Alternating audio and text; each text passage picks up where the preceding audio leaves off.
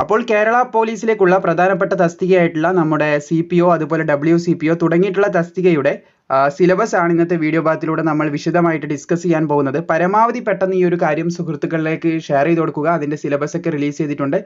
സിലബസുമായി ബന്ധപ്പെട്ടിട്ടുള്ള മുഴുവൻ കാര്യങ്ങളും എന്താണെന്ന് ഈ ഒരു വീഡിയോ ഭാഗത്തിലൂടെ നോക്കാം. കേരള പോലീസ് കോൺസ്റ്റബിളിലേക്ക് പുതിയ വിജ്ഞാപനം ഈയിടെ ക്ഷണിച്ച കാര്യം നമ്മൾ അപ്ഡേറ്റ് ചെയ്തിട്ടുണ്ടായിരുന്നു. അതുപോലെ തന്നെ വുമൺ പോലീസ് കോൺസ്റ്റബിളിലേക്കും പുതിയ റിക്രൂട്ട്മെന്റ് ക്ഷണിച്ച കാര്യം നമ്മൾ അപ്ഡേറ്റ് ചെയ്തിട്ടുണ്ടായിരുന്നു. അതിന്റെ കംപ്ലീറ്റ് ആയിട്ടുള്ള സിലബസ് ആണ് ഇന്നത്തെ വീഡിയോ ഭാഗത്തിലൂടെ നമ്മൾ നോക്കാൻ പോകുന്നത്. പ്രധാനമായിട്ടും 593/2023 അതായത് നമ്മുടെ CPO തസ്തിക, പിന്നെ വുമൺ പോലീസ് ബറ്റാലിയൻ അതായത് വുമൺ പോലീസ് കോൺസ്റ്റബിൾ തസ്തികയുടെ സിലബസ്, പിന്നെ പോലീസ് കോൺസ്റ്റബിൾ മൗണ്ട് പോലീസിന്റെ സിലബസ് എല്ലാം സെയിം ആണ്. എല്ലാ പോസ്റ്റിനുമുള്ള സിലബസ് സെയിം ആയിട്ടാണ് ഇവിടെ വന്നിട്ടുള്ളത്. അതായത് ഒരേ ഭാഗത്തു നിന്നാണ് ചോദ്യം വരിക. ഈ തസ്തികകൾക്കെല്ലാം കാറ്റഗറി നമ്പർ നിങ്ങൾക്ക് ഇവിടെ കാണാൻ സാധിക്കും. ഇതിനെല്ലാം ഒരേ ഭാഗത്തു നിന്നാണ് ചോദ്യങ്ങൾ ചോദിക്കുക എന്ന് പ്രത്യേകം ശ്രദ്ധിച്ചിരിക്കുക. എനിവേ നമുക്ക് കാര്യത്തിലേക്ക് കടക്കാം. ഇതിനിടെ ഒരുപാടധികം തസ്തികയിലേക്ക് പോലീസിന് മാത്രമായിട്ട് ഒരുപാട് നോട്ടിഫിക്കേഷൻ ഇതിനിടെ വന്നിട്ടുണ്ട്.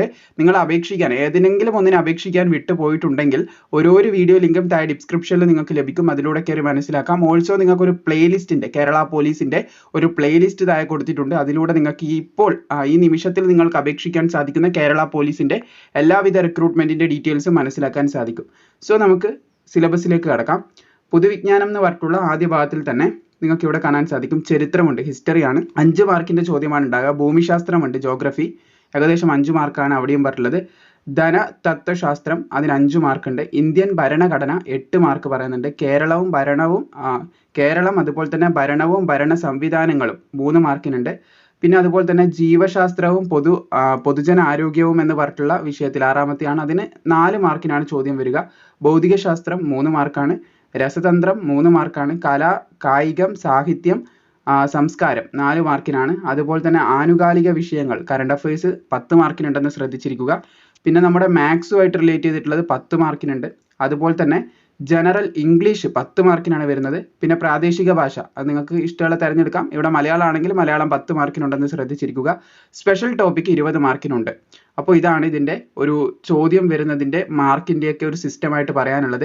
ഇനി നിങ്ങൾക്ക് ഇതിനെപ്പറ്റി വിശദമായിട്ട് അറിയണമെന്നുണ്ടെങ്കിൽ പൊതുവിജ്ഞാനം എന്ന് പറഞ്ഞിട്ട് ചരിത്രം, ഏതൊക്കെ ഭാഗത്തുനിന്ന് ചരിത്രം വരും, കേരളം, അതുപോലെ യൂറോപ്യന്മാരുടെ വരവ്, അങ്ങനെ ബന്ധപ്പെട്ടിട്ടുള്ള ചോദ്യങ്ങളാണ് ആ ഒരു ചരിത്രത്തിൽ നിന്ന് നമുക്ക് പഠിക്കേണ്ടതായിട്ട് വരും. അതുപോലെ തന്നെ ലോകവുമായി ബന്ധപ്പെട്ടിട്ട് ഇംഗ്ലണ്ടിലെ മഹത്തായ വിപ്ലവം, ഗ്രേറ്റ് റെവല്യൂഷൻ, അതിനെ പറ്റിയിട്ടൊക്കെ പഠിക്കണം. പിന്നെ അമേരിക്കൻ സ്വാതന്ത്ര്യ സമരം, ഫ്രഞ്ച് വിപ്ലവം, അങ്ങനെയുള്ള കാര്യങ്ങളൊക്കെയാണ് നമുക്ക് വരിക എന്ന് പറഞ്ഞിട്ടുണ്ട്. അതായത് കുറച്ചും കൂടി ഡീപ്പർ ലെവലിൽ സിലബസിനെ വിശകലനം ചെയ്ത് നിങ്ങൾക്ക് ഇവിടെ കാണാൻ സാധിക്കുന്നതാണ്. പിന്നെ സ്പെഷ്യൽ ടോപ്പിക്കിനാണ് ഏറ്റവും കൂടുതൽ മാർക്ക് പറയുന്നത്. സ്പെഷ്യൽ ടോപ്പിക്കിൽ സിലബസ് മാറിയോ എന്നുള്ളൊരു സംശയം പലർക്കും ഉണ്ടാവും. ഇതാണ് നിങ്ങൾക്ക് കാണാൻ സാധിക്കും സ്പെഷ്യൽ ടോപ്പിക്ക്.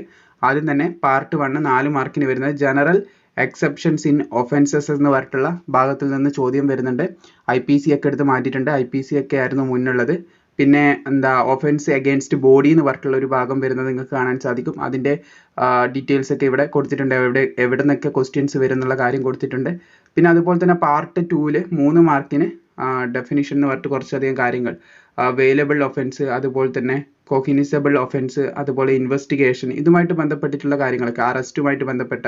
അപ്പോൾ എവിടെ നിന്നും ചോദ്യങ്ങൾ വരും. ഇതിന് നിങ്ങൾ ചെയ്യേണ്ടത് നേരത്തായ ഡിസ്ക്രിപ്ഷനിൽ ഈ ഒരു PDF കൊടുത്തിട്ടുണ്ട്. അവിടെ നിങ്ങൾക്ക് ഇത് ഡൗൺലോഡ് ചെയ്തിട്ട് കുറച്ചും കൂടി വിശദമായിട്ട് നിങ്ങൾക്ക് സിലബസിനെ നോക്കിക്കാണാൻ സാധിക്കുന്നതായിരിക്കും. മാക്സിമം ഈ ഒരു വീഡിയോ സുഹൃത്തുക്കളിലേക്ക് ഷെയർ ചെയ്യുക. സംശയങ്ങളുണ്ടെങ്കിൽ തീർച്ചയായിട്ടും കമന്റ് ബോക്സിൽ ചോദിക്കാവുന്നതാണ്.